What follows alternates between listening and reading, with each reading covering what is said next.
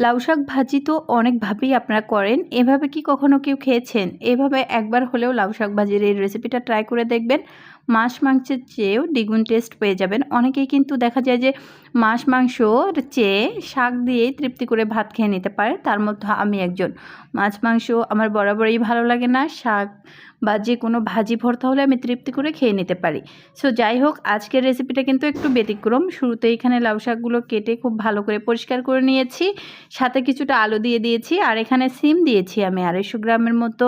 তো এখানে আপনারা চাইলে কিন্তু বিচিওয়ালা সিমগুলো অ্যাড করতে পারেন। সাথে দুটো বড় সাইজের পেঁয়াজ কুচি, হলুদের গুঁড়ো, বেশ কিছুটা কাঁচামরিচ কুচি, লবণ এবং কিছুটা আস্ত জিরে দিয়ে দিয়েছি। আপনারা চাইলে জিরাটা বেটেও দিতে পারেন।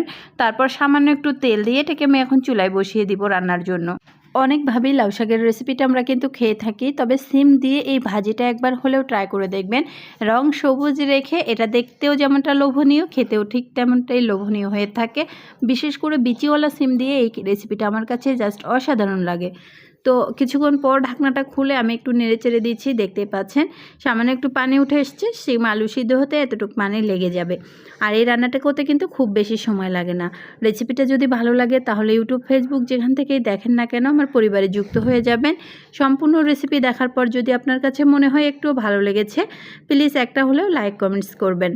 তো আমার কিন্তু শাক ভাজিটা প্রায় রেডি, সিদ্ধ হয়ে গেছে। যেহেতু এটা টাটকা ফ্রেশ শাক ছিল এবং সিমটাও টাটকা ছিল, সেহেতু এটাকে সিদ্ধ হয়ে গেছে। রান্নার পর এটা একটুখানি বাগার দেব, তাতে করে কিন্তু রান্নার টেস্টটা আরও দ্বিগুণ হয়ে যাবে। তো চুলা থেকে নেমে ফেলছি। এখন বাগারের জন্য এখানে আমি বেশ কিছুটা তেল অ্যাড করে দিচ্ছি।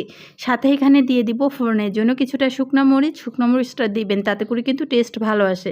বড় সাইজের একটা পেঁয়াজ, সাথে কিছুটা রসুনের কুচি অ্যাড করে দেবেন। তো খুব ভালো করে এবার এটাকে একটু গোল্ডেন কালার করে ভেজে নিতে হবে।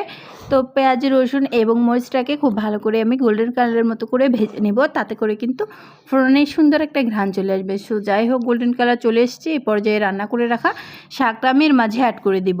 এখন খুব ভালো করে শাকের সাথে ফোড়নটাকে নেড়ে চেড়ে দিব।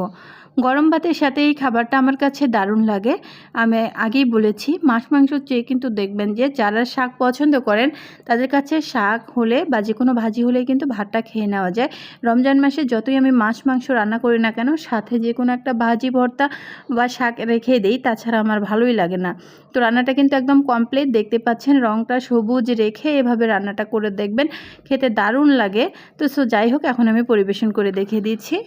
সম্পূর্ণ শাকটা আমি উঠে নিব, তারপর এটাকে আমি গরম ভাতের সাথে পরিবেশন করব। সো যাই হোক, আপনারা একবার হলেও এটা ট্রাই করে দেখতে পারেন, তারপর এর রেজাল্টটা পেয়ে যাবেন। আসসালামু আলাইকুম, ধন্যবাদ সবাইকে।